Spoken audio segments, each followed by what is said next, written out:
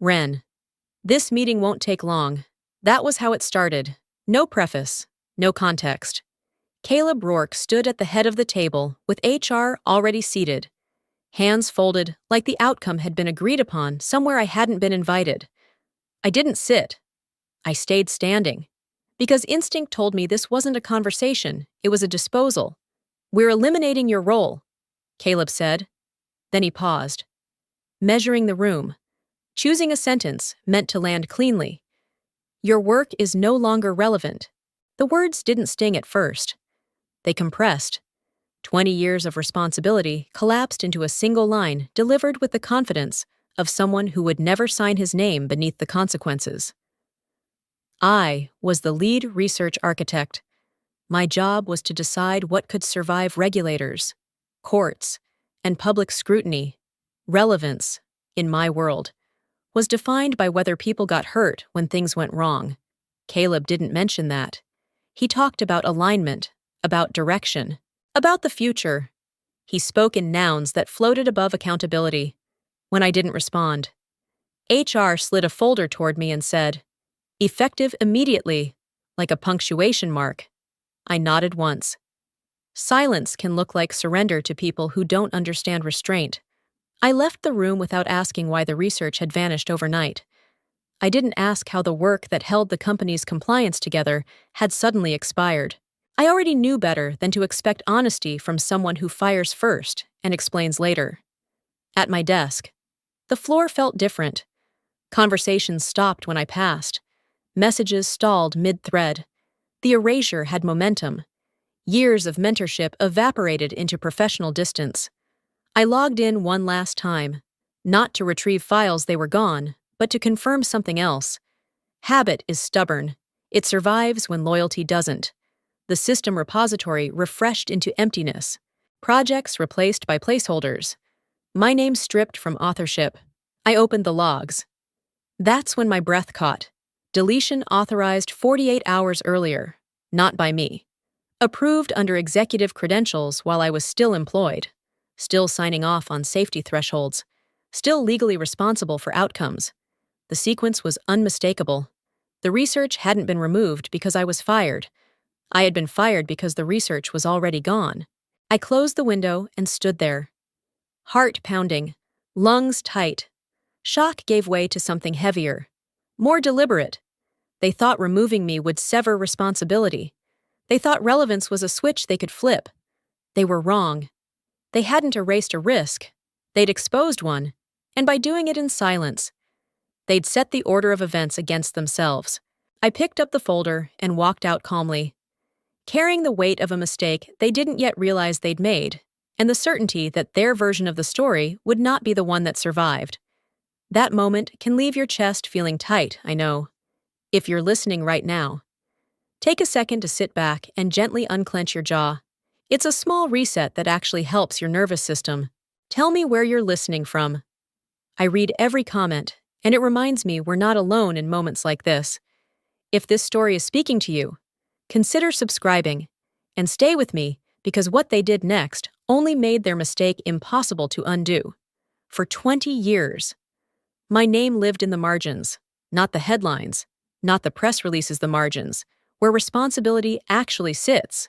I was the one who signed when results could not be walked back, when a decimal point could become a lawsuit, when a shortcut could cost lives.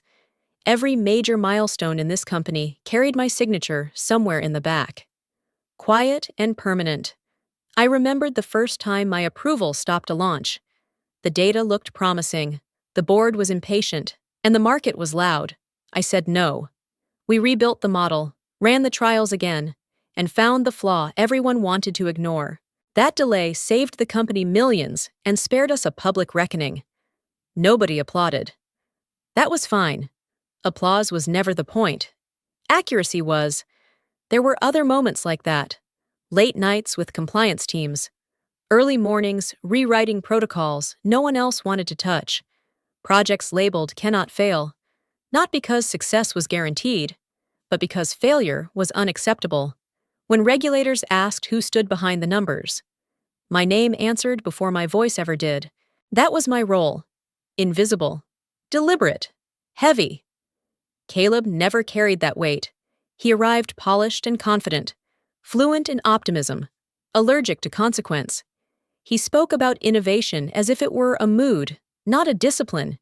He had never signed a scientific attestation, never sat across from auditors who didn't smile, never watched a room go quiet while waiting for his decision to hold. Risk, to him, was something to be reassigned. After my dismissal, I saw how quickly history could be edited. My work didn't disappear, it was repackaged. Internal updates credited the Strategic Innovation Group, a newly named collective that sounded collaborative and safe. My authorship vanished from summaries. My cautions were softened into bullet points. The science stayed. The accountability did not. What unsettled me more than the theft was the silence that followed. People I had trained avoided mentioning my name. Meetings continued as if I had never been there. A directive circulated, reminding teams to route questions through leadership and to refrain from referencing previous frameworks. It was surgical, efficient, cruel in its restraint. I wasn't angry in the way people expect. Rage would have been simpler. This was something colder, a pressure held just beneath the surface. I watched Caleb present revised timelines, using conclusions I had defended under oath. He spoke comfortably, knowing someone else had once stood between those numbers and the law. Now, no one did. Late one evening, curiosity overrode discretion. I opened an internal thread I had been copied on by mistake. The tone was different there, stripped of slogans. It revealed the truth. Board members asked about exposure, about reporting obligations, about what might happen if certain datasets drew attention. One message stood out. Blunt and unguarded. We cannot afford federal scrutiny on this. I read it twice. Then again. The erasure made sense. My removal made sense. This wasn't about relevance. It was about distance. They were trying to put space between themselves and the person who knew exactly where the weaknesses lived. Between themselves and the one who had signed. I closed the email and sat with the realization. 20 years rewritten in a week. Credit reassigned. Memory managed. Fear driving every decision, now parading as strategy. The injustice settled in my chest. Dense and unmoving. They believed control meant rewriting the past. They had forgotten one thing. History isn't erased by renaming it. And responsibility doesn't vanish just because the person who carried it was told to leave. That belief would soon cost them dearly. Fear has a habit of narrowing vision, of trading judgment for speed. As I read their messages, I understood the shape of what was coming. They thought silence protected them. In truth, it was only making their exposure cleaner, clearer, and impossible to deny in the days immediately ahead alone. It took less than a day for the shock to cool into something sharper. Once the noise faded, the pattern began to show itself, clean and deliberate. I stopped asking how they could erase my work and started asking why they needed it gone so quickly. That question changed everything. The research they deleted was not exploratory. It wasn't speculative or optional. It sat squarely inside mandatory compliance territory. The kind regulators care about long after executives lose interest. Safety thresholds, validation protocols, reporting frameworks tied directly to federal oversight. Every dataset had been reviewed, rechecked, and signed under penalty of consequence. My signature wasn't ceremonial. It was a legal anchor. That was when the cold reached my spine. If an investigation came, it would not begin with press releases or board statements. It would begin with a name, the name of the scientist who certified the findings, the person who confirmed that the data met required standards and that the company could stand behind it in court for 20 years. That name had been mine. I had accepted that weight willingly. It came with the job. Caleb understood that weight without ever carrying it. He didn't need the research to disappear. He needed the responsibility to disappear with it. The firing wasn't about relevance or direction. It was subtraction. Remove the signer. And you remove the question of who answers when scrutiny arrives. Satai, in his calculus, meant severing the line of accountability. Once I saw it, the logic was almost elegant in its cowardice. Keep the conclusions. Rebrand the work. Distance leadership from the risk. Let the person who knew the fault lines vanish quietly. Innovation could survive without me. Liability could not. I began reviewing what remained accessible. Public filings, internal summaries, sanitized language that stripped context and softened conclusions. The science had been flattened into something easier to sell and harder to trace. It wasn't fraud yet. It was preparation. I reached out to the company's legal department with a simple request. I asked them to confirm, in writing, who now held responsibility for the scientific certifications attached to the deleted research. I didn't accuse, I didn't threaten. I asked as someone who had spent decades protecting the company from mistakes it didn't know it was making. The reply came hours later, carefully worded and deliberately empty. They could not provide written confirmation at this time. They suggested all inquiries be directed through executive leadership. They thanked me for my past service. That was the moment clarity fully set in.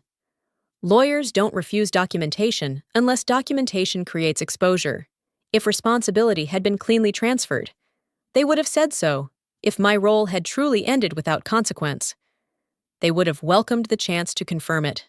Instead, they closed ranks and left the question unanswered, floating between silence and denial. Caleb didn't want the research gone. He wanted me gone from the chain of cause and effect. He believed removing the human link would fracture the legal one. He was wrong. Responsibility doesn't dissolve because someone stops returning emails. I didn't feel panic. Panic belongs to people who realize too late that they miscalculated.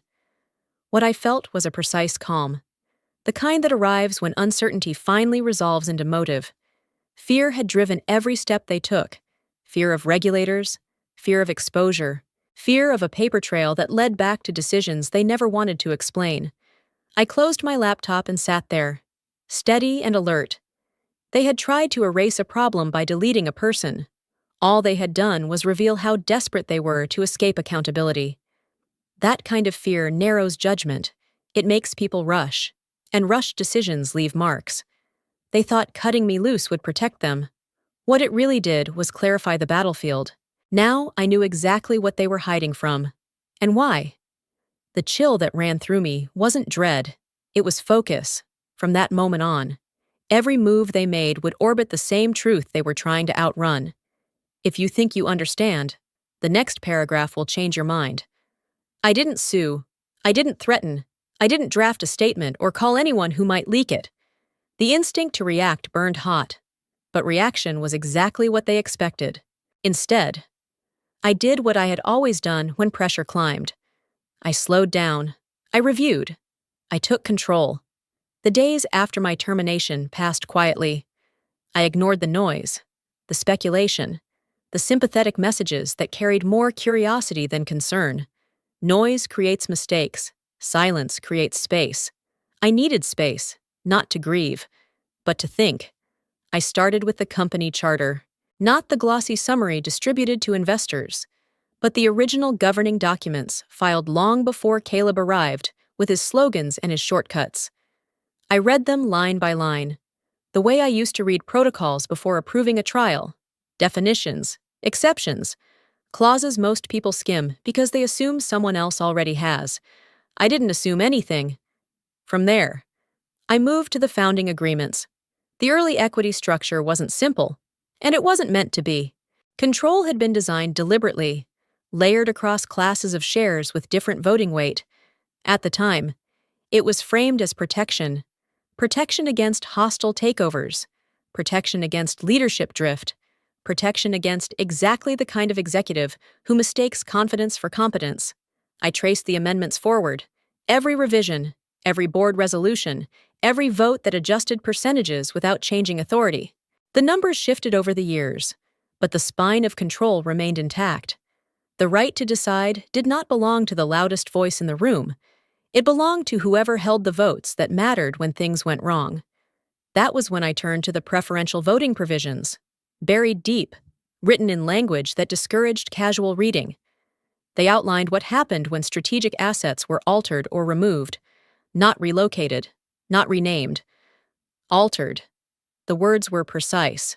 Precision is never accidental in documents like these. I felt a steady calm settle in as the shape of the framework revealed itself. Only then did I call Eleanor Pike. Eleanor had been my attorney for years. Though I rarely needed her, she specialized in governance, the kind that never makes headlines unless someone ignores it. When I walked into her office, she didn't ask how I was holding up. She asked what I had found. That was why I trusted her. I laid out the sequence, the erasure, the termination, the silence. I showed her the sections I had marked, the cross-references I had flagged, the votes that had never been revisited after the company grew larger and more careless. She listened without interrupting, her pen moving slowly, deliberately. This wasn't impulsive. She said at last. It was rushed, but not impulsive. I nodded. They thought speed would protect them. She leaned back. Considering, speed protects people who already understand the terrain. Fear makes people run blind. We walked through the implications together. Not hypotheticals, not strategy, facts, authority, control. The difference between managing operations and owning outcomes. Eleanor didn't dramatize it. She didn't need to. The documents spoke clearly enough. She closed the folder and looked at me. Her expression neutral but alert. Did they ever reconfirm who controls the vote, she asked? The question landed with surgical precision, not accusatory, not triumphant, just exact. I understood immediately what she was pointing at, in all their urgency to remove risk. They had never paused to verify who still held the power to decide what happened next. No, I said. They assumed. Eleanor nodded once. Assumptions are expensive. I left her office steady, my path clear. I still wasn't angry.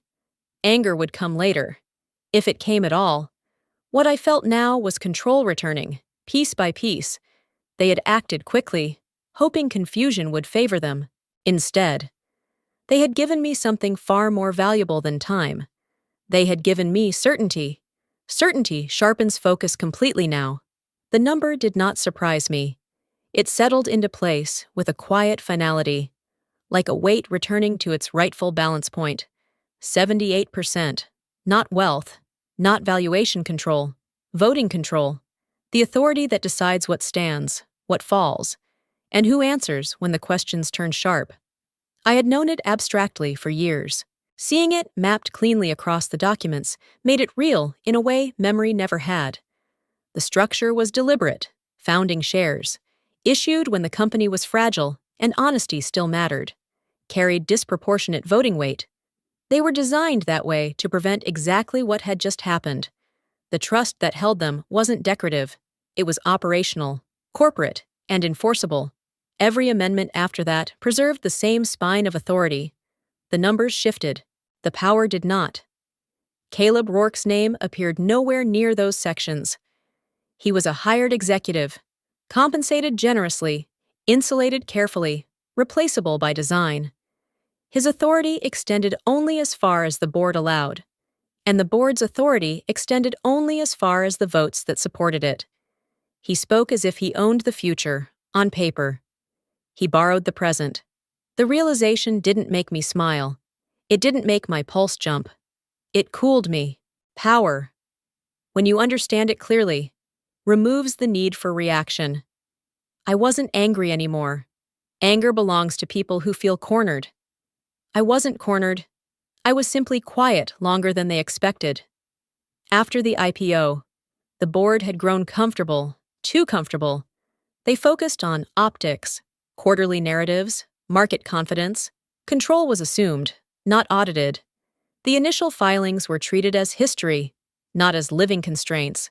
No one reconfirmed voting authority because no one believed it had shifted. Growth breeds arrogance that way. Success makes people stop checking the locks.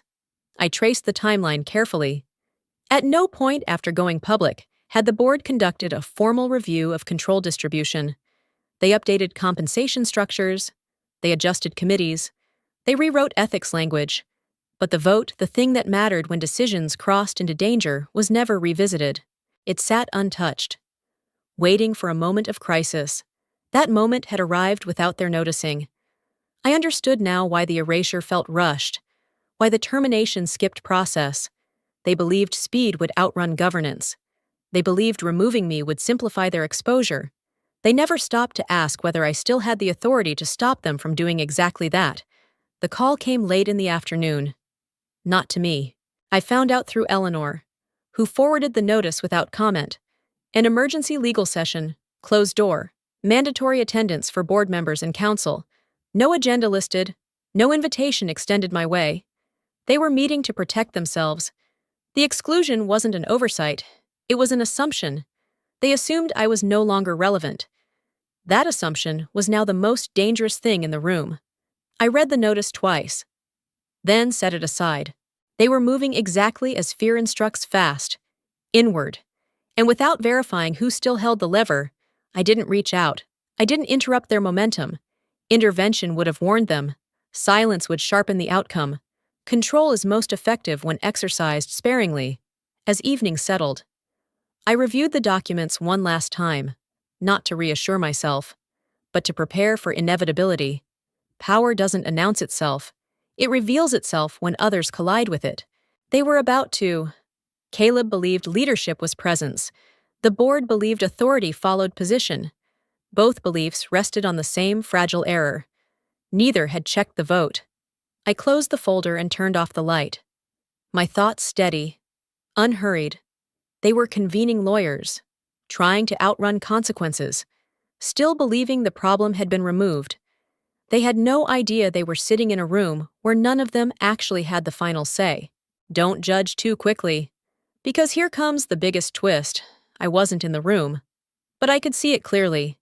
They gathered behind closed doors, with the confidence of people who believe urgency replaces authority. This meeting wasn't about truth or correction. It was about paperwork, about making what they'd already done look intentional, reasonable, and final. The research was gone. I was gone. And now the board wanted the record to agree with their version of events. Caleb led the discussion the way he led everything else fast, declarative, untroubled by detail. He spoke as if the outcome had already been decided somewhere higher than law. The deletion, he said, was necessary.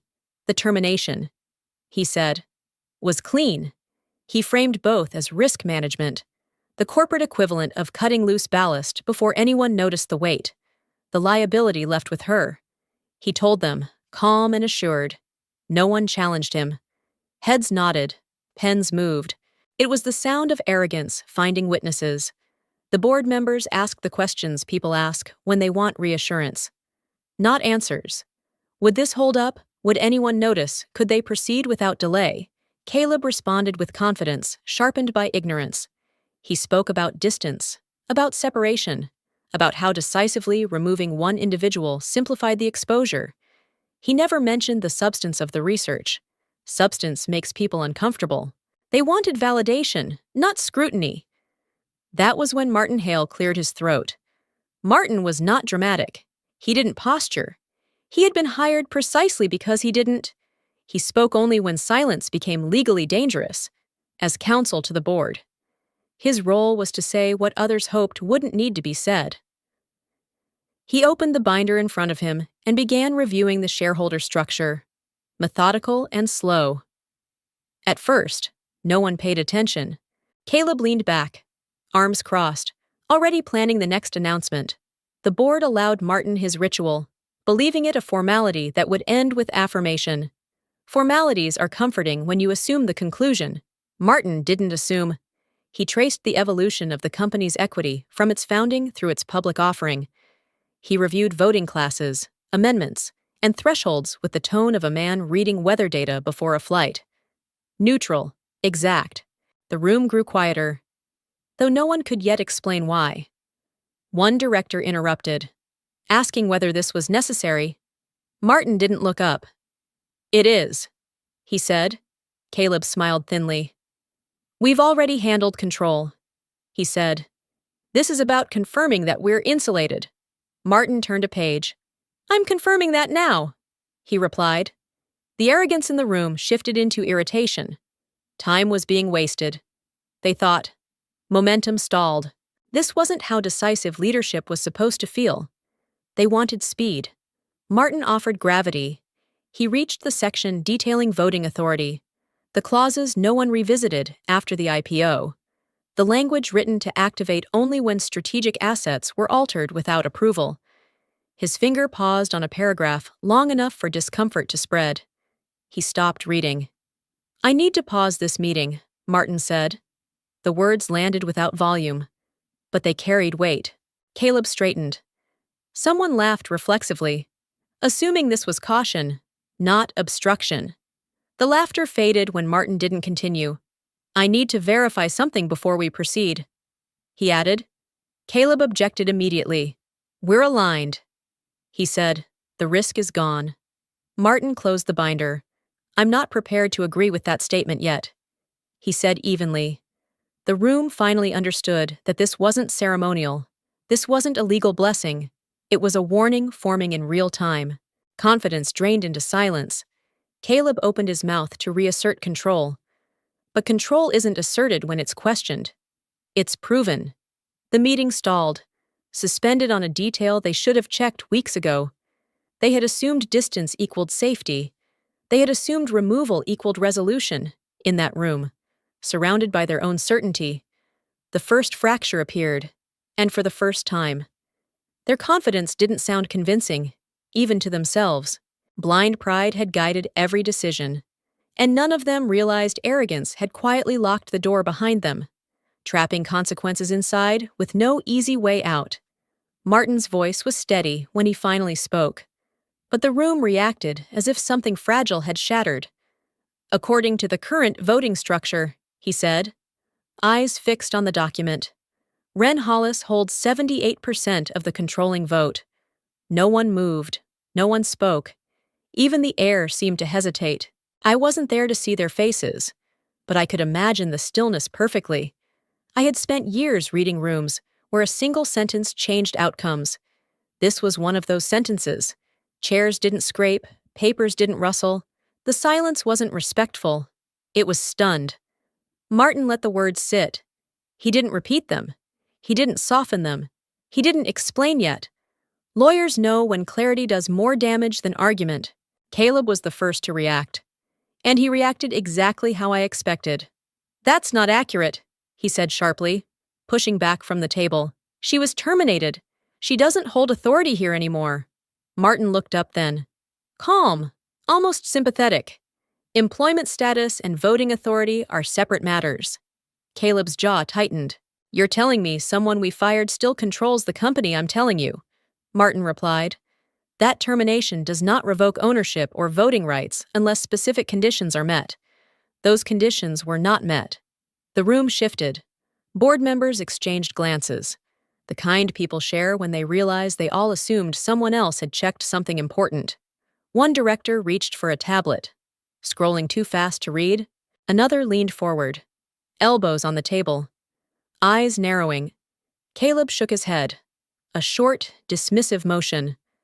"This is a technicality," he said. "We acted within our rights. The risk is gone." Martin didn't argue. He turned another page. "The founding shares held through the corporate trust carry enhanced voting weight," he said. "That structure has not been amended since before the IPO. Subsequent equity changes affected valuation, not control." I imagined the realization landing in layers. First confusion, then disbelief, then the slow understanding that the numbers they celebrated during earnings calls were never the numbers that mattered most. Caleb raised his voice. "Why wasn't this flagged earlier?" Martin's answer was simple. Because no one asked. That was when the room truly collapsed. Questions overlapped. Voices rose. Someone asked about remedies. Someone else asked whether this information could be contained. The word contained floated briefly before sinking under its own weight. Control doesn't leak. It asserts itself. Caleb paced, anger replacing certainty. "She doesn't work here," he said again, louder this time, as if repetition could undo governance. "She can't interfere." Martin closed the binder. "She already has," he said. The silence returned. Heavier than before. It wasn't shock now. It was dread. One board member cleared his throat. What does this mean for the decisions we made? Martin met his eyes. It means those decisions were made without the consent of the controlling vote. Caleb slammed his hand on the table. That's absurd! Martin didn't flinch. It's documented. I could almost hear the unspoken question forming in the room, the one no one wanted to ask aloud. If I still controlled the vote, then everything they'd done to remove me hadn't removed responsibility at all. Martin answered it for them. Which means, he said evenly, she never stopped being responsible. The words landed like a verdict. Responsibility was what they had tried to bury. Responsibility was why they erased my name, rewrote my work, and pushed me out the door. And now it was standing in the middle of their closed room, undeniable and immovable. The meeting didn't adjourn cleanly after that. Nothing does when collapse begins. There were calls to make, advisors to consult, a growing understanding that speed had betrayed them. They had mistaken motion for authority, position for power. I wasn't there to watch their certainty unravel, but I felt it anyway. The way you feel pressure drop before a storm breaks. They had spent weeks believing the problem was gone. In that moment, they learned the truth. They hadn't removed the risk. They had handed it a microphone. The collapse did not announce itself with alarms. It moved through systems the way cold moves through metal. Silent at first, then absolute. Once Martin paused that meeting, the machinery they trusted began locking itself down exactly as designed. Governance clauses don't shout, they execute. By nightfall, the deletion of my research had been flagged as an alteration of a strategic asset. The language was unambiguous.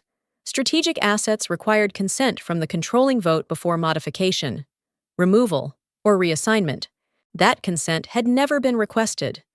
The violation was automatic, not discretionary. No one needed to accuse. The framework simply responded.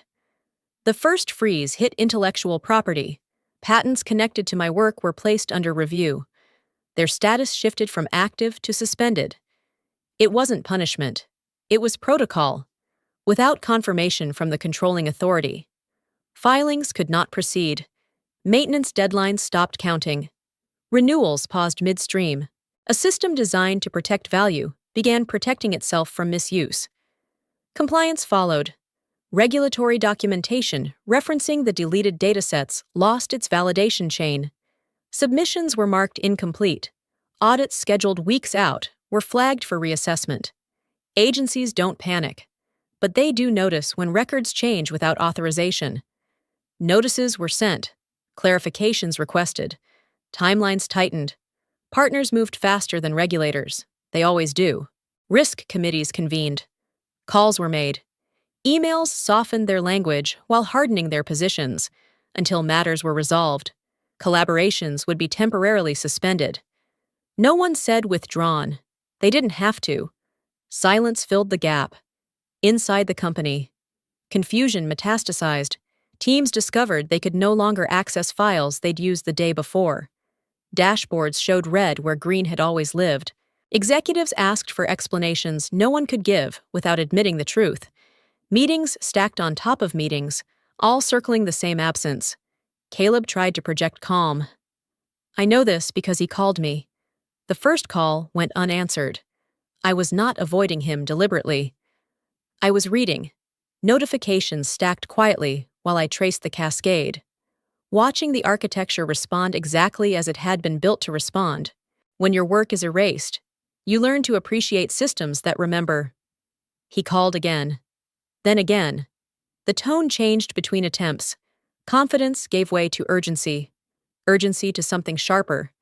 I imagined him pacing, phone in hand, rehearsing language that might reframe this as a misunderstanding. He would talk about collaboration, about moving forward, about fixing things quickly. Fixing requires authority. I let the phone ring. By morning, the freeze was no longer contained. Banking partners asked about exposure. Insurers requested updates. The word temporary began losing credibility. When control is unclear, institutions default to safety. Safety looks like distance. Caleb left a message, short, controlled. We need to talk. He left another an hour later, longer, less composed. There's been a misunderstanding. Misunderstandings don't lock down patents. By midday, the board was no longer unified. I knew this because information started leaking sideways. Directors don't leak forward. They leak to protect themselves. Questions emerged about process, about who authorized what, about whether the deletion had been reviewed properly. The answers, where they existed, made things worse. The framework did not care about explanations. It cared about sequence. An asset had been altered without consent. The response would remain in effect until consent was addressed. Simple, unyielding. Caleb called again. This time, the caller ID lingered, as if proximity might substitute for permission. I watched it disappear, not out of cruelty, out of clarity. Panic makes people say things they later wish they hadn't. Silence gives them room to reveal their position without interference. Partners confirmed suspensions in writing. Timelines slipped. Forecasts were revised downward. A freeze creates gravity. Everything slows, then stalls. I felt the pressure they must have been feeling, the scramble to understand why motion no longer produced results. They had believed speed would protect them. Instead, it had triggered safeguards designed for precisely this moment. The final call came late in the afternoon. Caleb's voice this time was tight, stripped of posture. "Please," he said. "We can fix this." I didn't answer. Not yet. The freeze wasn't leverage. It was consequence. And consequences don't negotiate until the responsible party is acknowledged. By refusing to speak, I wasn't escalating. I was allowing the system to finish what their panic had started. They thought removing me would stop the questions. All it did was make the answers arrive faster, louder, and without my voice softening the impact. Panic makes people loud. It also makes them careless. Once the freeze spread beyond internal systems, Caleb stopped pretending this was under control and started fighting for air. I could feel it in the rhythm of the calls, the abrupt shifts in tone, the way his certainty fractured into urgency. Inside the company, blame moved faster than solutions. Caleb turned on the legal team first. He accused them of missing details, of overcomplicating matters, of failing to shield leadership from consequences. The same lawyers he had relied on to clean up the erasure were suddenly obstacles in his narrative. Fear needs a target, and proximity often decides who gets hit. The board didn't rally behind him. They split. Some members wanted to reverse course immediately, to acknowledge mistakes and restore compliance before more damage surfaced. Others insisted on containment, arguing that conceding anything would invite scrutiny they could no longer manage. Meetings ended without resolution. Follow-ups were scheduled and canceled. The unity they once performed dissolved into factions overnight. Caleb tried a different approach. He called again, this time leaving a message that sounded rehearsed. He spoke about reinstatement, about restoring my role, my access, my authority. He framed it as collaboration, as if erasure could be undone by invitation. He didn't apologize. He offered a position, not accountability. The offer confirmed what I already knew. This wasn't about respect. It was about survival. As internal conflict intensified, external attention arrived. Reporters began asking questions, first quietly, then with growing insistence. They noticed regulatory filings had stalled. They noticed partners had gone silent. Patterns attract journalists the way pressure attracts leaks. Requests for comment were routed through communications teams trained to deflect. Statements emphasized confidence and continuity. They avoided specifics. That avoidance became its own signal. When organizations stop explaining, people start investigating. I watched the coverage develop without emotion. This wasn't vindication, it was inevitability.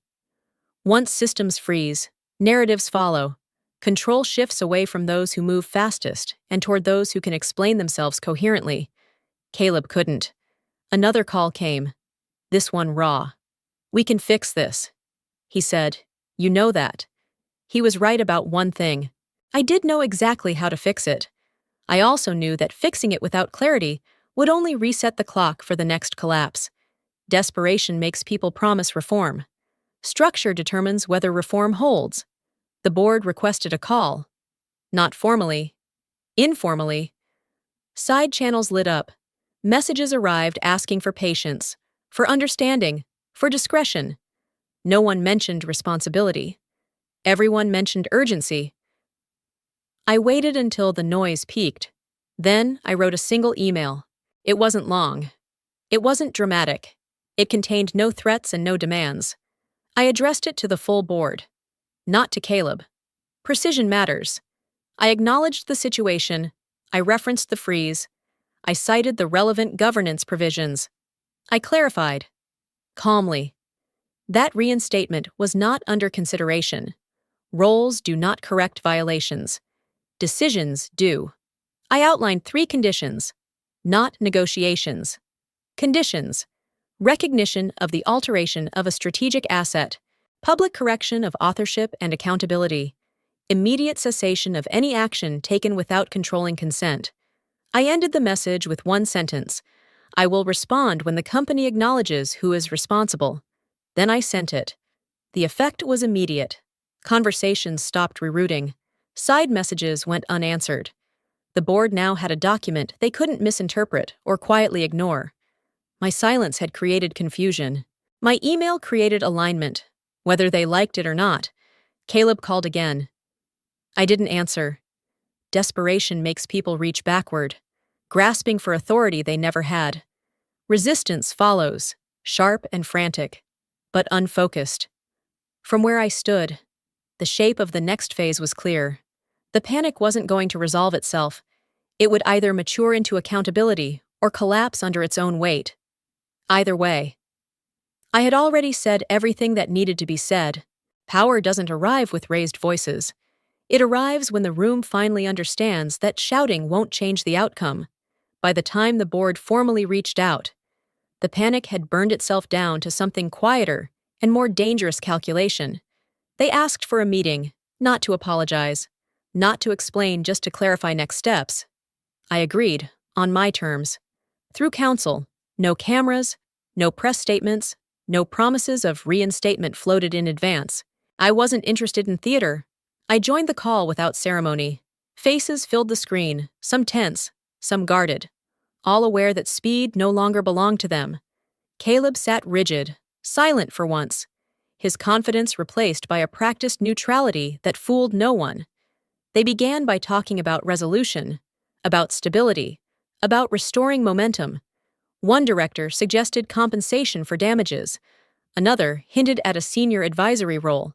They spoke carefully, circling the thing they didn't want to name. I let them finish. I'm not asking for money, I said. And I'm not asking for a position. The shift was immediate. Offers lose their leverage when you refuse them outright. What I'm asking for is simple. I continued. And it's non-negotiable. I outlined the first condition: full restoration of authorship. Every internal and external record corrected to reflect who designed, validated, and signed the research. No footnotes. No shared credit. Accuracy matters most where accountability lives. The second condition followed without pause. A public explanation for my termination. Not a narrative about alignment or restructuring, but the truth, that the company removed me to distance leadership from responsibility tied to regulated research. I didn't raise my voice. I didn't soften the words. Murmurs followed. One director objected, citing reputational risk. Another suggested a private correction instead. I listened, unmoved. The record is already public, I said. You just haven't controlled it yet. Then I stated the third condition. Caleb resigns. The silence that followed was heavier than any argument. Caleb looked up sharply, anger flashing before discipline returned. A board member protested immediately, calling it excessive, unnecessary, destabilizing. He acted under pressure. Someone said, "We all did." I nodded once. Pressure reveals judgment. I replied, "It doesn't excuse it." Negotiation attempts followed. They proposed timelines, committees, reviews. They offered language revisions and shared responsibility. Each proposal assumed compromise was still possible. It wasn't. I waited for the room to exhaust itself, then spoke again. Every hour you delay adds liability. The sentence wasn't a threat. It was a statement of fact. The freeze hadn't paused scrutiny.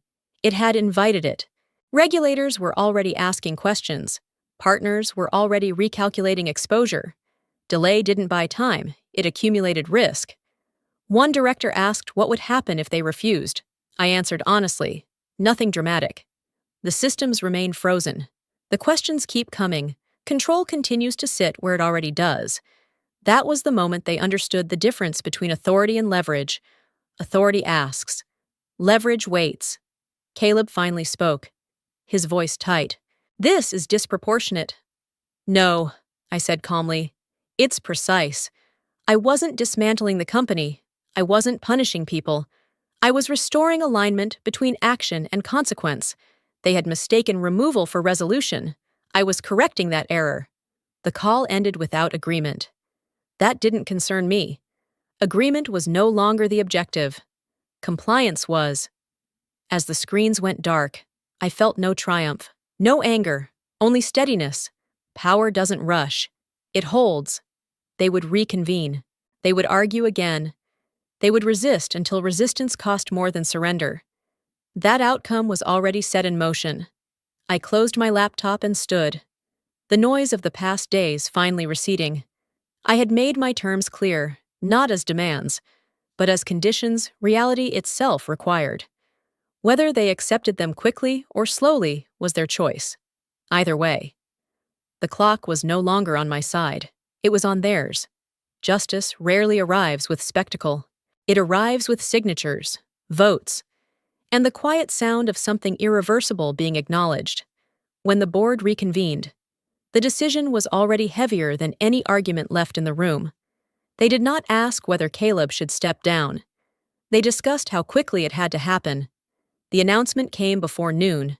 Caleb Rourke was resigning, effective immediately. The language was careful, sanitized, but the meaning was unmistakable. He had lost the confidence of the board.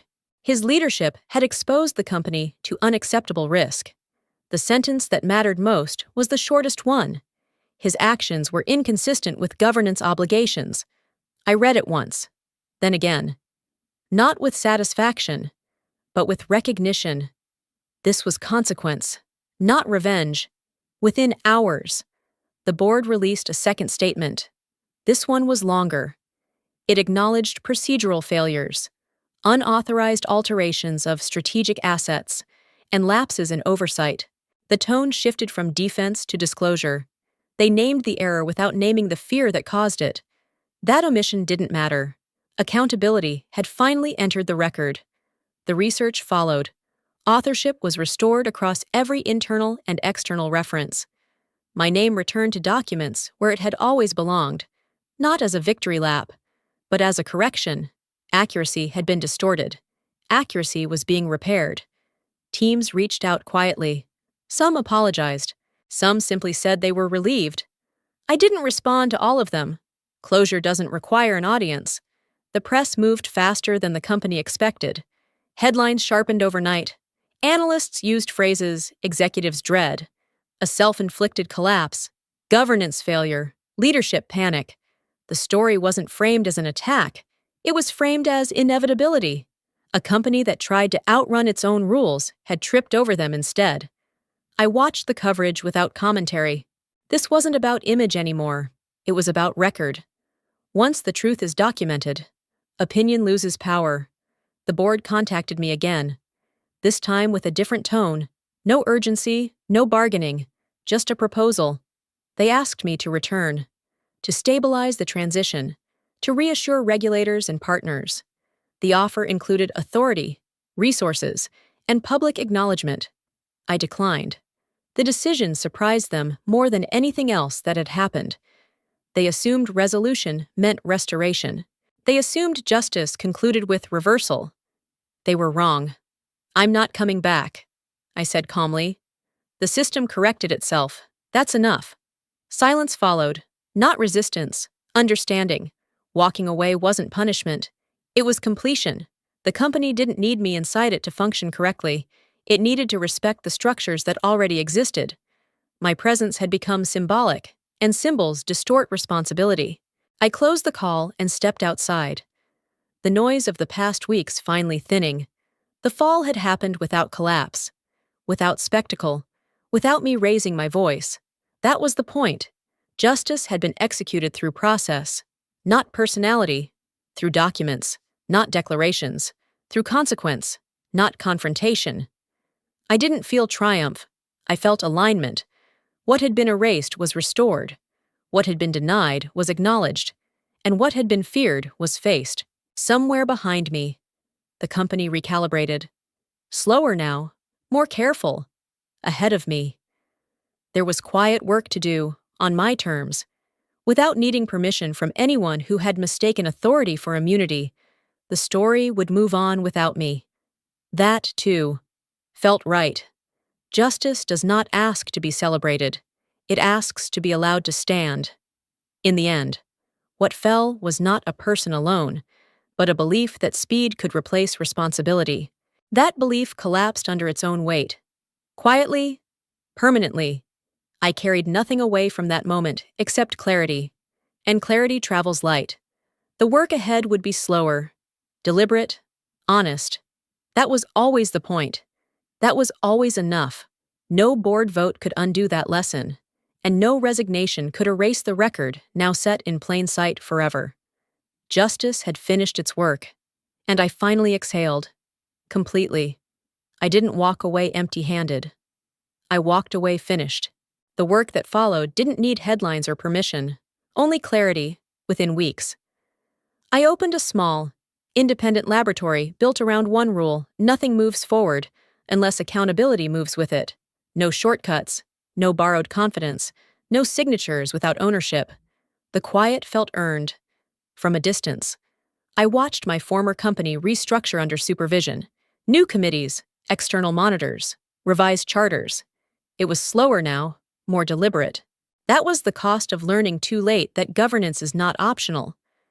I felt no satisfaction in their struggle, only relief that the systems were finally doing what they were designed to do without interference. People asked if I felt vindicated. I didn't. Vindication implies a desire to win. What I felt was release. The weight I had carried for decades belonged to me again, not to an organization willing to hide behind it. My work returned to its proper context, where responsibility was visible and shared honestly. The laboratory grew quietly. Former colleagues joined, not out of loyalty, but out of alignment. We worked carefully, documented thoroughly, and slept better because of it. No one needed to erase anyone else to feel secure. I never went back. There was nothing left to prove there. The story resolved itself through process, not confrontation. That distinction mattered. Justice doesn't shout when it arrives. It settles, corrects, and leaves you free to move forward again. I didn't destroy them. I just stopped protecting their lies. For years, I thought being strong meant staying silent, fixing problems quietly, and absorbing risk so others could sleep at night. What I learned is this integrity isn't about endurance. It's about alignment between truth, responsibility, and the courage to step away when that alignment breaks. If you stayed with me until the end of this story, I wonder, did any part of it feel familiar? Not the boardrooms or legal clauses, but that moment when you knew something was wrong and chose calm over chaos. That choice matters more than we're taught. Before you move on with your day, do one small thing for yourself. When this story ends, stand by a window or step outside and let your eyes focus on something far away for a minute.